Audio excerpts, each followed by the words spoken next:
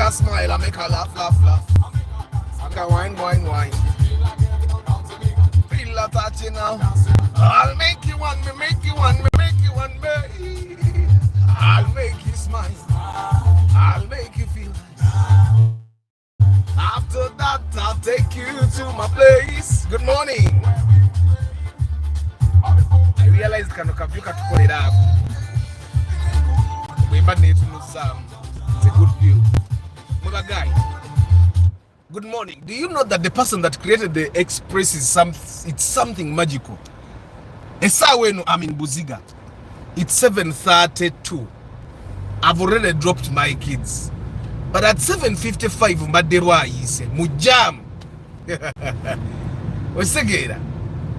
So I've used a very short time to get to Buziga. Mbakubanga mutauni wakati.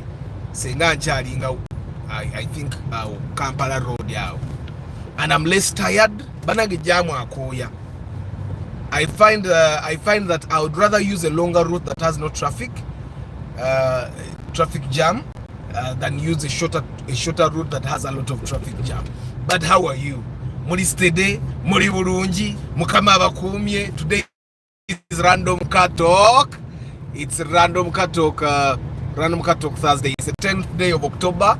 Tubuzaye miezi November and December. Tubuzaye miezi meka, miezi ebiri. And in the next 2 months baromwezi katobo buzayo mwezi 11 katibo gatako kino ekitundu kyo October je miezi ebiri. So what did you set out to achieve, and how far have you achieved, and what are you planning to achieve?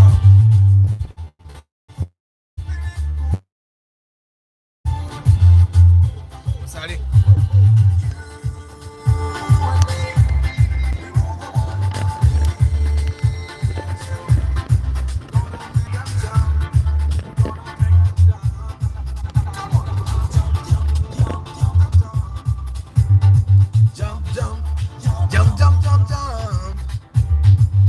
Patrick Rio Potre from Pade Pade. Good morning.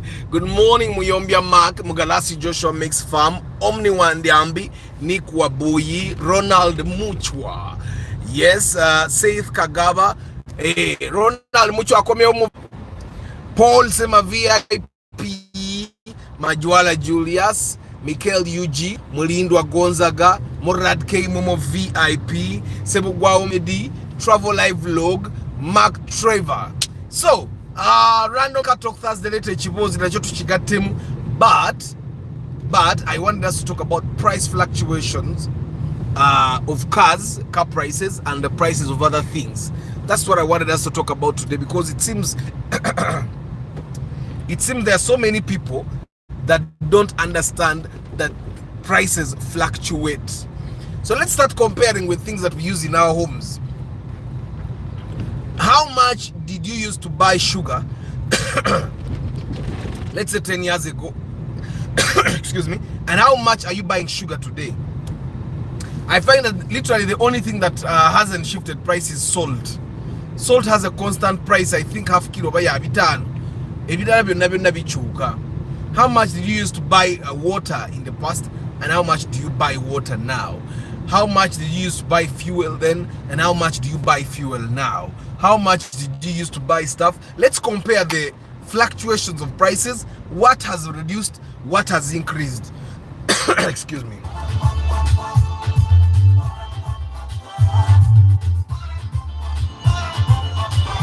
Yes, Mark Trevor, good morning. Mark Trevor, Billy Crone, good morning. Joseph Balamaga, good morning. Danny Oken, Albino Olak, sorry. Guy, did you see what happened in Thailand? A bus caught fire and 23 people died, that included teachers.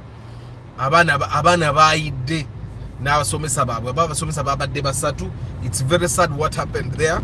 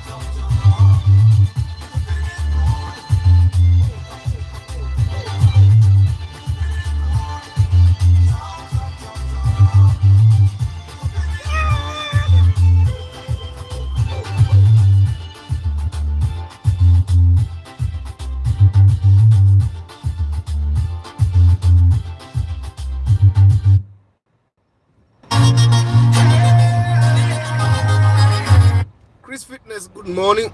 Mark Trevor Gamba. I heard the new Harrier has dropped to around 50. It is impossible. It's impossible, guys. If you to be very 50 is a used one. Eri Morocco teina kizibu. Morocco erimu engine ya 2ZR 3ZR teina tagali. Omuntu yena kugamba that Harrier, I recently saw someone that he imported it himself and he used 61 million shillings. No, he used 65 actually. Someone imported it himself, now costs 65. So if a person imports that car and themselves and they use 65, who is going to sell it to you at 50? Wandera Joshua, we used to buy salt 500 grams at 200 shillings. Katia maker, salt to one maker. And I pay and I go. And have you guys noticed that sometimes you don't even count the balance? You go bargain nonyigiriza omuntu wakwa sente notazibala na kuzibala. Kati nze sicha bargaining n'abantu kubanyigiriza. If I go to a shop or a marketplace and someone tells me nyanya eze15 ziri 10, I just buy. And we were talking with people, we were doing an inspection and then we were in the car conversing.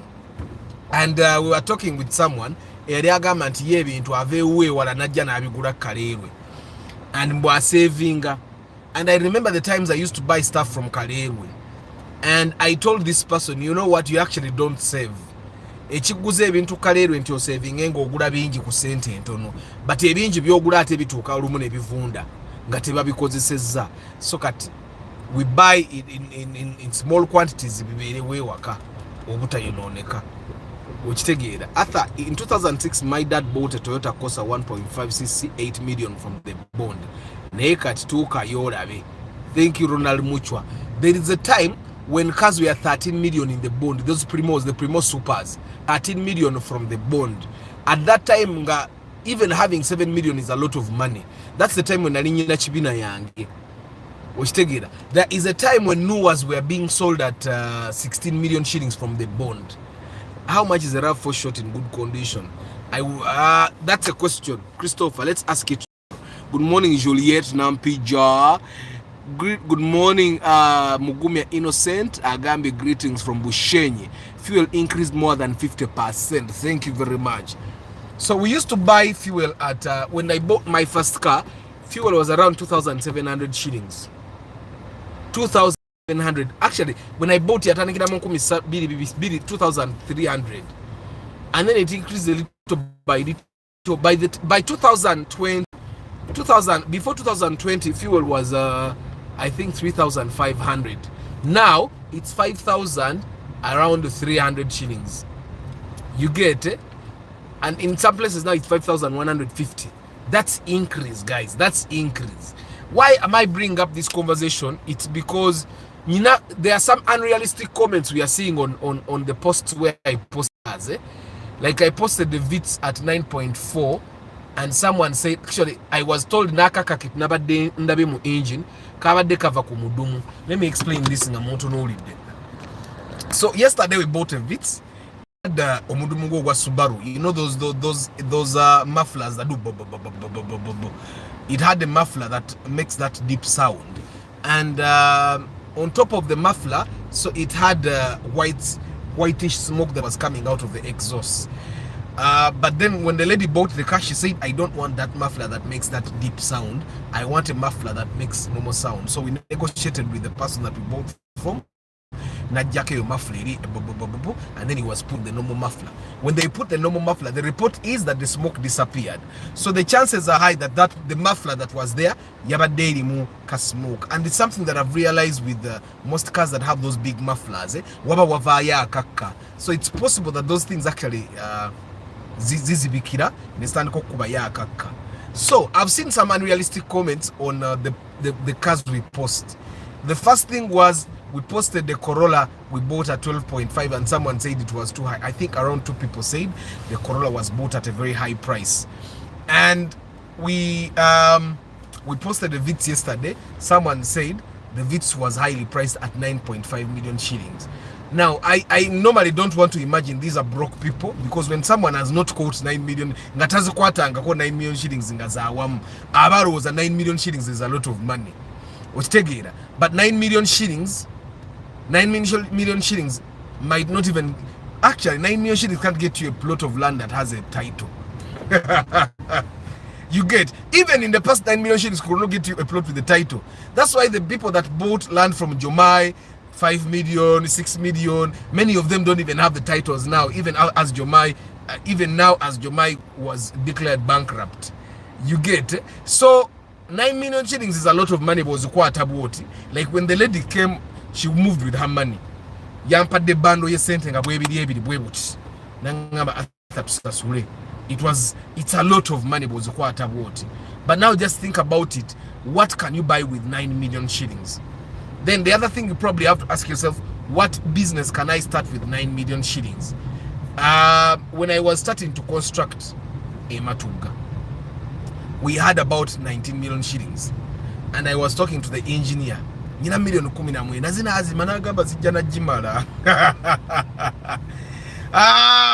Guy agamba zijjana kujimala enyumba. But you know those builders are bad people. A builder will tell you nti sente zimala amazima of the 19 million we had tuba tumala omusingi tuti nga million 8 kitundu ziwedde mu musingi ate in the musingi nga we had not even done backfeeding. So you can imagine someone told you 19 million shillings can finish a house, and then 8.5 goes in the musingi. Now katingo omuntu alowooza amangu tasu omusingi nga gulidde omunaana ekitu ate tebanziba. I can tell you the builders not steal anything from me, because I even counted the bricks one by one. They would bring bricks and I count 1, 2 up to 1,000. There is a time a guy brought bricks nga teziwera nenzibala nga alina kuleeta block olusanvu nga alese 700 bricks. Nemugamba tata, I'm not paying you until you bring the extra 300 bricks. So what he did, he actually brought me 400. Nidyoka musasula for 1,000 bricks. So tebanziba cement nze namuleetanga okitegeera. What else? Sand tebanziba. Of course they might have brought some poor quality sand sometimes. Neba agutabulanga ennyanja ne plaster. So that can be solved there. But I can tell you that now you can imagine enyumba etegerekeka bweberi million 8 n'ekitundu ez'omusingi. And I've seen people that tell other people that million 8 enyumba ogimala ewa nyumba ki. And I used to believe those guys that tell people, but you know builders can make you can help you make mistakes na kulimba. So but we are talking about fluctuations of prices of cars and other things. Someone posted on the video of the VIT, or on the post of the VIT, Nagamba, his brother in 2017 bought a VIT RS at 11 million shillings. Now I can tell you, Uganda webamuba, because me in 2018 I bought a VIT RS in perfect condition, and when I say perfect, the car was literally almost new. Nze mvuze moroka za bond kalika VIT kalinga almost like a bond car. Nakagule milioni 10 nga buli kimu kikola perfectly. 10 million. Okitegeera. Right now, 10 million if you're to get a VIT RS, it will not be, and we bought it some time ago to ajigulobe milioni 10 n'emu kitundu. But it wasn't perfect. The paint lacked, the interior wasn't very good, AC wasn't working. You get it? The engine was okay, gearbox was okay. The tires kwali kubulako emipira oba esatu je twagula ku 11.5. I can tell you ye yali VIT RS yali mu kibuga ku olwo eyezo sente ndala zonna zaiza 13 14. Osegera. Now, as a person that has been buying cars, I can tell you that there are cars that we buy right now nganze bwemba nyina wenfuna akasente akala ngenda mu bond ngandabira dadanze baba banzibye. But sometimes we buy those cars because they are the cars that exist in the price range. Osegera, I'll give you an example. Some time ago nayomba n'omu ku bamakanika bange yankubira nangamba wano waliwo compressor one that looks like that one eri ku UBA bagitunda milioni 8.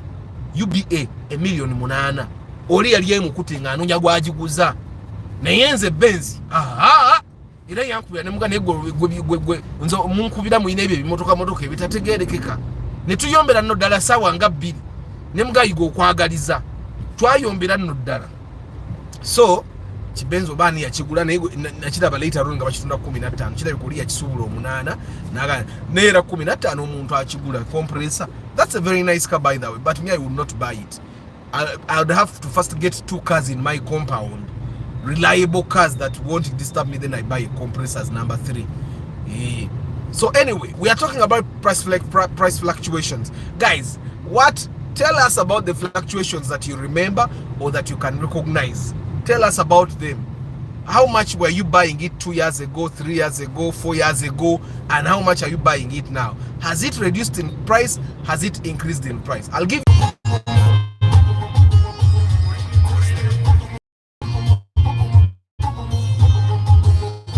network ekoze emikoro katukiregeze birayizinge.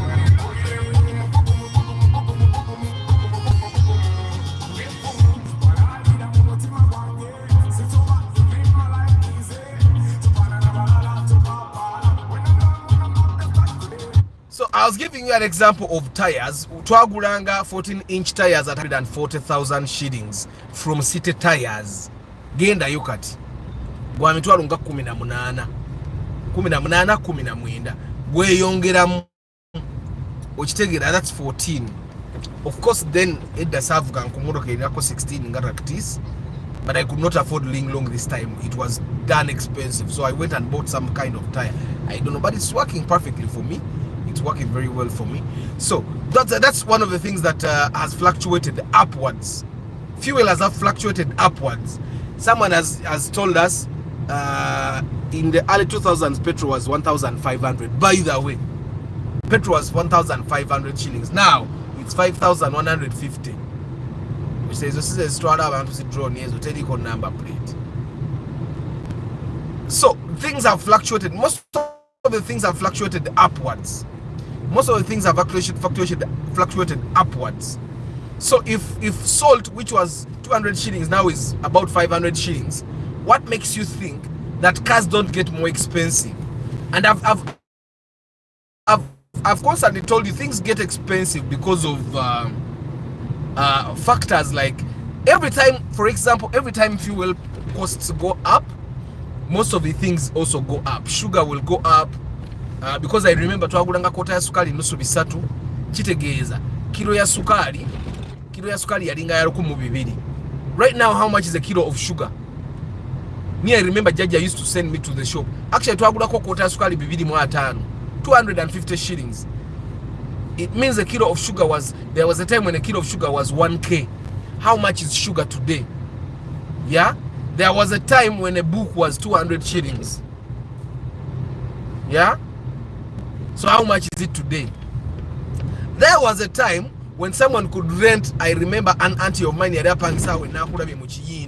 for the guys that know Muchindi, it's an estate, that it's a gated community that has full houses. My auntie used to rent that place at 350, full house, 2 bedrooms, dining, sitting room, you get kitchen, and parking, secure parking. But now go and try and rent a house there. It's probably 1.5. You get it? And a bunch of other things. So tell us what has fluctuated in price. Has it fluctuated upwards or downwards? And why do you think that thing has fluctuated? Why this broadcast, guys, is I'm trying to make sure that you guys understand why prices of cars are the way they are. Olemegenda mukatale mboro kuba kojao yagula maka tu musota million, nze nagula ko maka tu musota million 3 I bought it in 2020. 3 ngetambula perfectly nenyikolera marketing nenyivuga paka mbale nga buli wenda gaweeraga ate sajikanika ko n'omulundi n'ogumuntu obankola suspension paka bwe nagitunda ukitegeera 3 nagitunda million 6 lwa kuboli yampaako oba yampaako nya kitundu naye n'atamalayo nemisiganga mba era teyampa naye n'agitunda bwatyo negenda. Yeah, so what has fluctuated in price? Of course there are things that have gone down in price, like water. Renzori yalinga wa 10 katwina ice water wa 5, Nivana wa 5 akakatono, akwa sipi 5 jegali amaziga 5 ebyo bise Now you can buy 20 liters of jibu at 8k. Kwegamba, drinking water, ready to drink water. There are things that have fluctuated downwards, in my opinion. Some things have fluctuated upwards. Mwogo musike. Kati uli kawogo ka chikumi. Edda nga nusu chikumi jikufundi wogo banga musanvu. But uli kawogo ka chikumi. Sumbis. Now one sumbi is 500. At 500 you'll get 5 sumbis. Some things have fluctuated. School fees. Thank you very much, Mugumya. The one I paid in S1 cannot take someone to nursery. Yes. Abane nakusuno basoma. Bazadde bawe basasule million satu. Someone told me St. Mary's Chitende right now they are paying 3.8 per term. You get it? Nze simanya abana bafwe banatukira university betugenda kuba. Because it seems we are going to be spending a lot of money. A lot of money. Some people are dropping out of school because their parents cannot afford school fees. I was talking to a lady a few days ago, and she said when she finished senior 6, she dropped out because she realized she could not manage university. When she saw how girls were living at university, she said, nze mama ne mugamba kankomewa no sigenda kumara koda pressure ya university. Abana beteekamu musimbi, abana babeera ne sente and all that. Okitegeera. After we used to buy a pancake at 1 shillings each. 1 shillings? Ronald Muchwa, which year was that?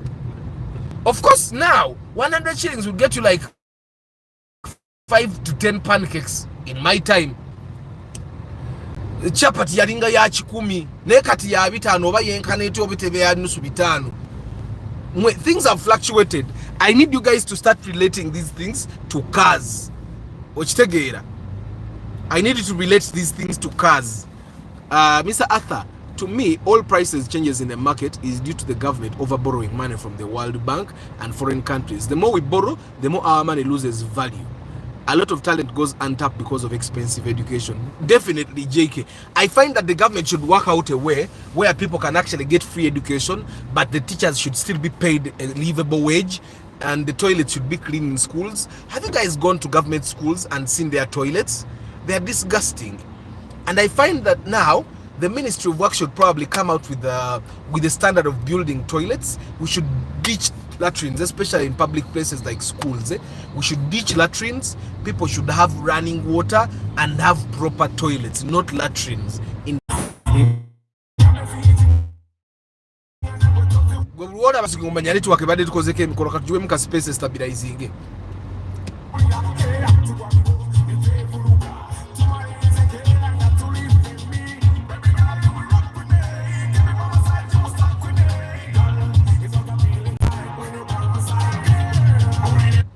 I hope I'm not off topic. You advise me to buy a Noah over Wish. What should I consider most while choosing?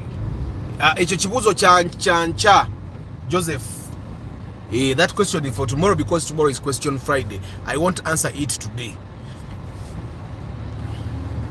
My school.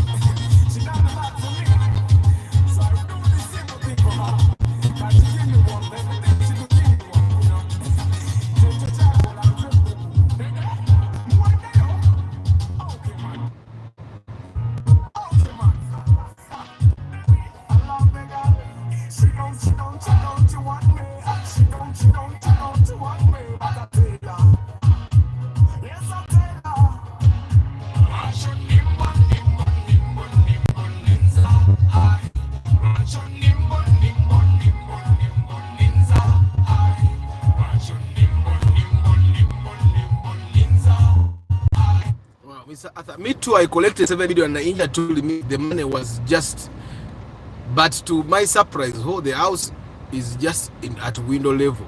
I don't even understand, and this is in village.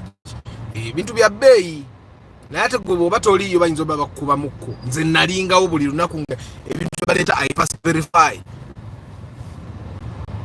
Arthur, you're very right. In construction, this change a lot from your expected plans. Mine, I thought foundation and slabbing could be 8 to 10 million.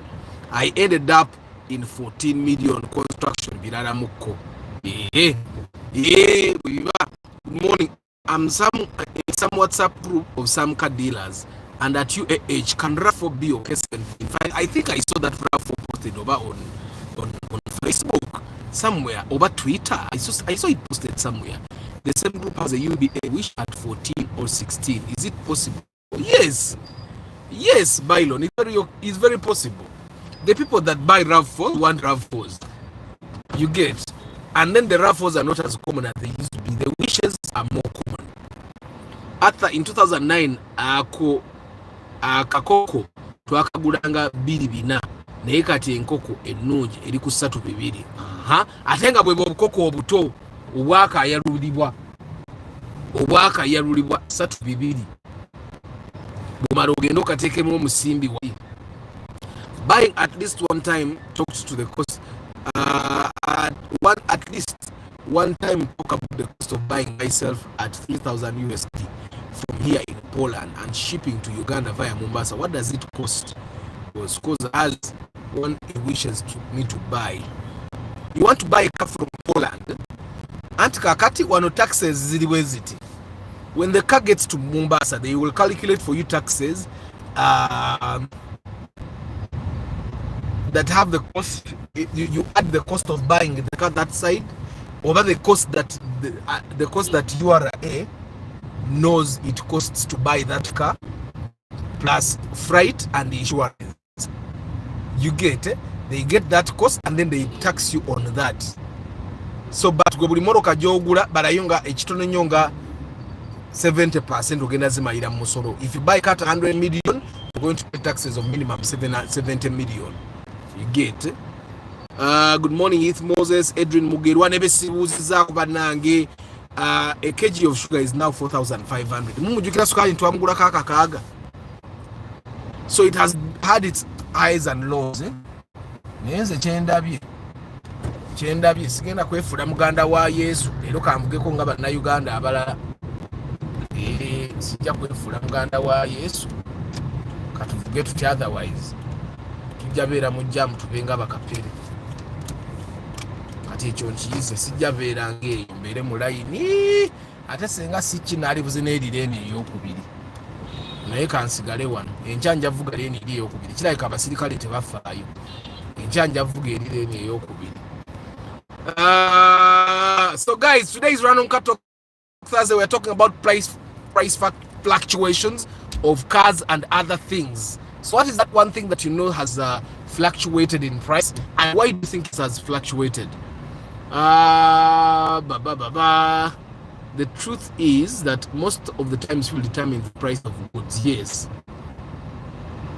In the 90s, we used to pay 6,000 shillings at school fees. Chitufu. I hope I'm not, or you're off topic in Nakujeko Ngamba Jangwe and Chatubi.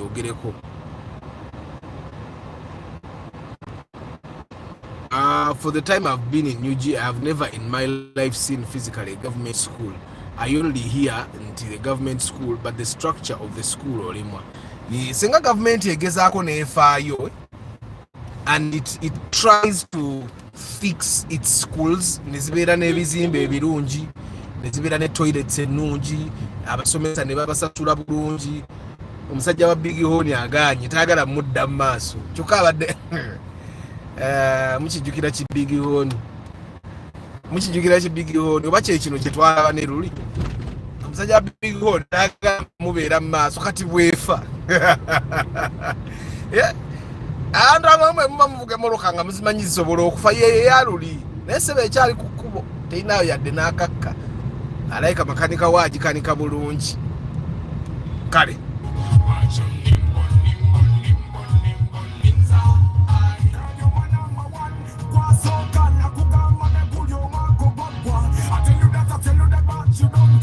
You don't give a damn, you don't dare. My number one girl, you rule my world. You took my heart, never ever, but you made me beg. You made me beg. Every time I come over, you make me beg. But why? You kiss your touch and leave my. But why?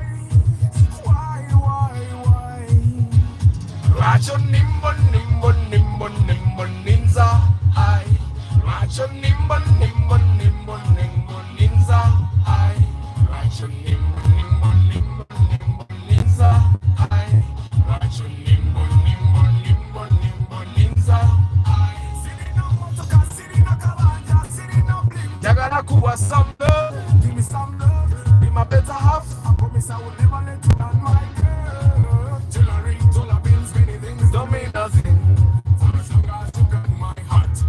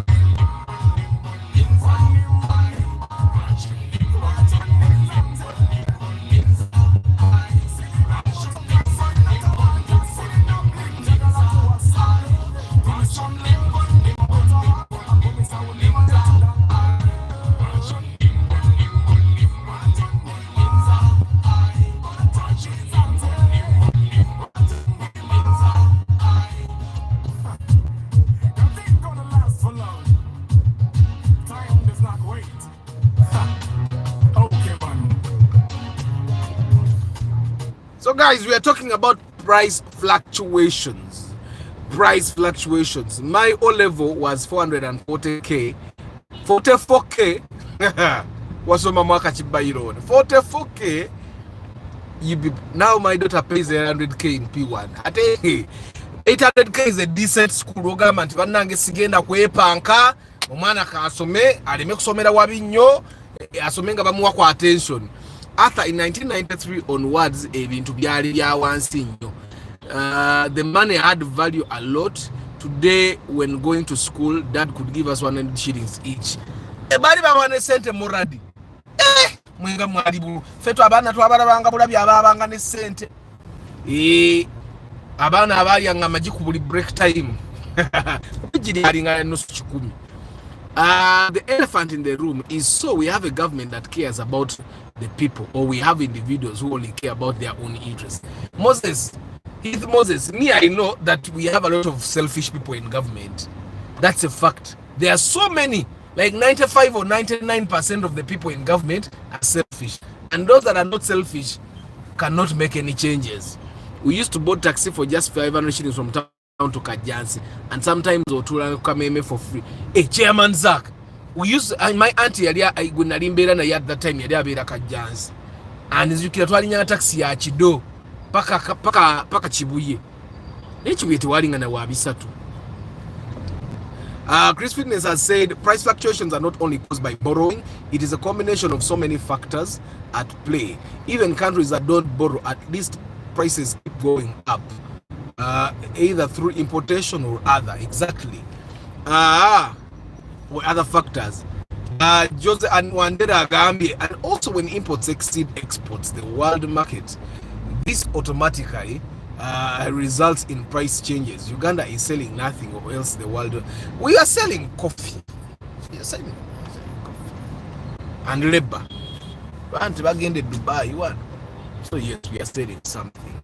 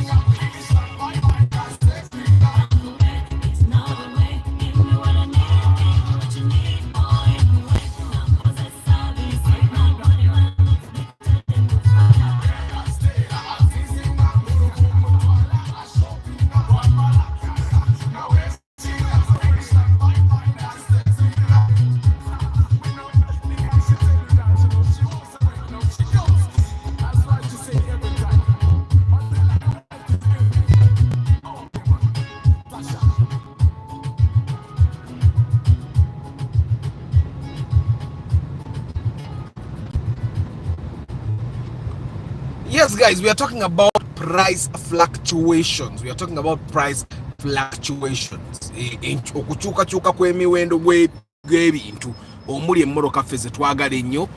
And Move Shots, good morning. Daniel Watt, good morning. Juliet, thank you for reminding them, guys, like the broadcast. Like the broadcast, like the broadcast. Eyo nuwa yaliwo ko nga bagigula mu bondi bagigula $17,000. Ejo olabe eyo mugongo gwa mbwa $17,000. Muyiteewo.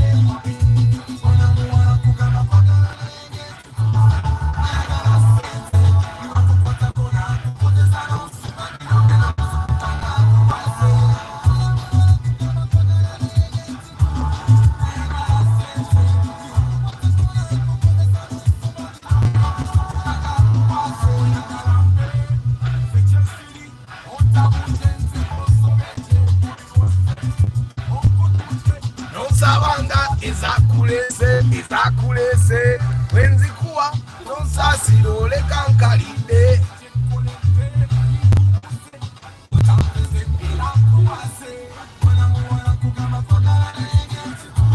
ayagala sente. Morning, random cattle Thursday.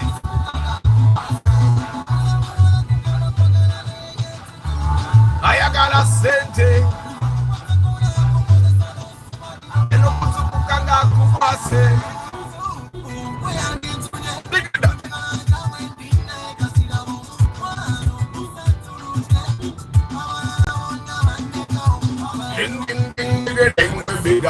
Ding ding ding, the autumn forever. Ding ding ding, the ding me bigger.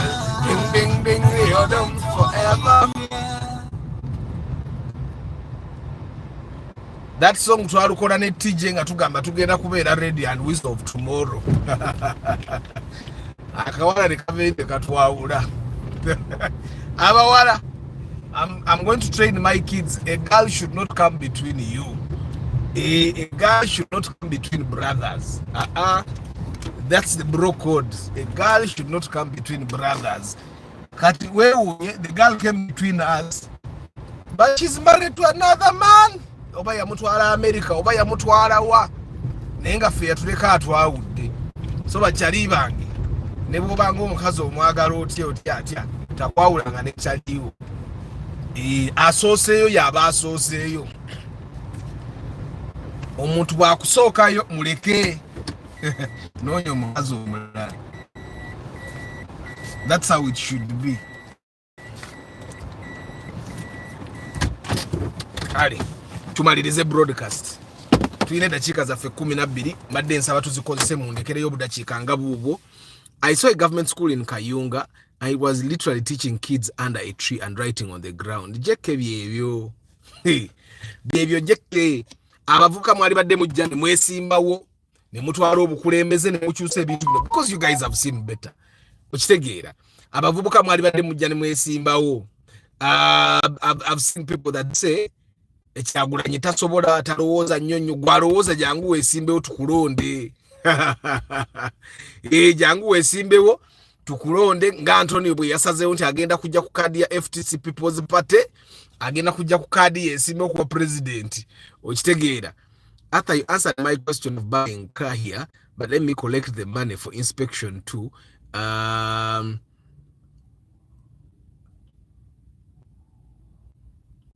Wandera Joshua, kare.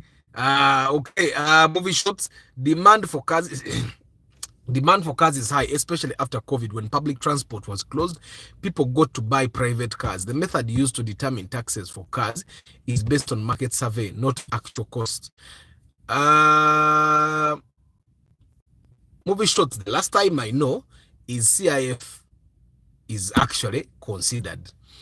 It's not done with market survey. You are a normal sort of way manyi. A car of 2013 is supposed to cost this much in Ojiguleri. So chitegeza gwe nobo jano bagamba ya bwerere. Boba ina sente zabwe zibamanyi omusoro gwoyino eseze gula the cost of that car. So they will charge you the cost of that car that they know, including insurance and freight, and then they will charge you a percentage. So I don't think it's survey. Movie shots okujako oyinza okola mu URL ngo bimanyi okunsinga, but we cannot be doing things like that on survey. Taxation ngabayita mbandalato abantu basasule mmeka. That was a dilapidated mud and water structure. What time is it in Uganda now? Heartbeat, it's about 8:24 in the morning. Sereko starch kuba nandiva mu bwabachara. Mr. Arthur, speaking of price fluctuation, what's the price of groceries now? Ibyo byangu, ibyo bigwanga. Emete sobola kulema. Good dog. Hi. If you think corruption is bad in Uganda, come to Jamaica. Well, I don't want to compare my country with the worst. I want to compare my country with things that are going, with countries that are doing well, so that we can do better. After the 44K was New Anglican Secondary School, and the only secondary school was a Catholic one, and a bit expensive. And my father, a Catholic, was on school board of this Anglican school. Oh, Felix Mani, Kazim. At what time is the live session ending? I don't want to miss. Live session ends in like about 5 to 7 minutes. After, for some reason, school fees is expensive. I pay for 2 sisters' school fees, but 4 million per term, and that's just lower O level. Yeah, atenga ku A level bilala muko. I need a car at 14. Which car can I get? That's the question for tomorrow, Citizen, not today. I drove the Lactis in 2021, and I thought the fuel gauge was broken. The car just smells the fuel and moves. Jeke wo gambye data. Nera in 2021 mafuta suga gari agakasamvu. After, you know what? I'm booking you next week for late November or early December for your services. I must take my parents to church this Christmas. Mumoroke iyo amina. Kawesa M. Benjamin, hi. Mwabai kanto kubasibula. Mwe bali kubera ku broadcast, mwe bali kunjagala. Bagambye pre-purchase inspection njikola ya mitwala na mwetano. That money covers one day in the Kampala CBD. Moroka nebwa kubijaze tunako. Kataziba nga zikole ekintu kyekimu. Togamba nti atha nakuwa desene zange za inspection tukebere ole tukebere bus tukebere ne maika.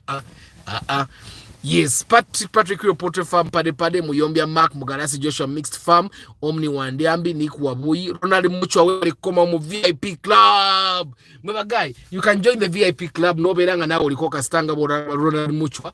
Osasura just wayaka sente katono using Visa card. And if you don't have a Visa or you don't want to use your bank Visa, you should download an app called Eversend.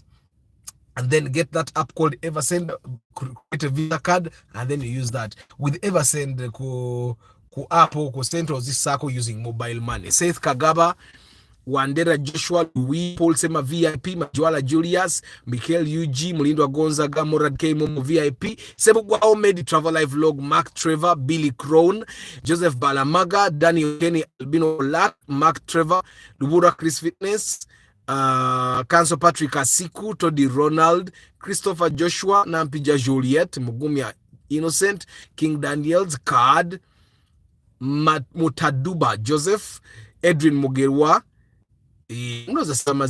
Omni Wandiambi, Heath Moses, Edwin Mugerwa, Henry Modern Drinks, Munoza Sibamaze, JK of course, Mamazeyo, Joseph Mukwano official, Chairman Zach, Movie Shots Done What, Heartbeat, Good Dog, Kazim, Felix Mani, the Citizen, Abadi Mokamoli, I don't take it for granted, of course. Katwena M. Benjamin, Antonio Random Things or your President FTC People's Pataja, Kukadia FTC Tuarobu Yiza, Emuruka to the Sale Bay, Tuone Pads Limited. But guys, mukama bampero mukisabuno budachi kupusigade mu bumpenge nenkwasaganye mirimu gyaba kamabange eri waggulu.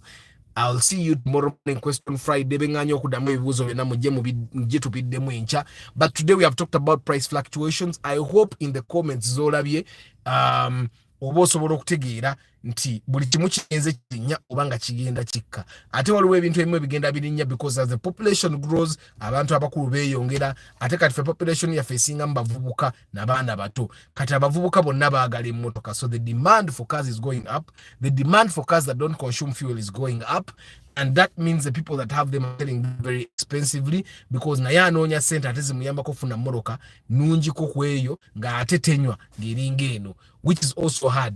Kati omuntu okuguza emmoloka ye nga literally it's a buy and drive nga bwe walaba evitsi ye bwe yabadde. It's abaguzemo. Actually, I think ebiseera ebisinga when I tell people things on the broadcast, they don't understand until they come to look for cars. Mukama abawo mukisa. I'll see you tomorrow morning. Ciao.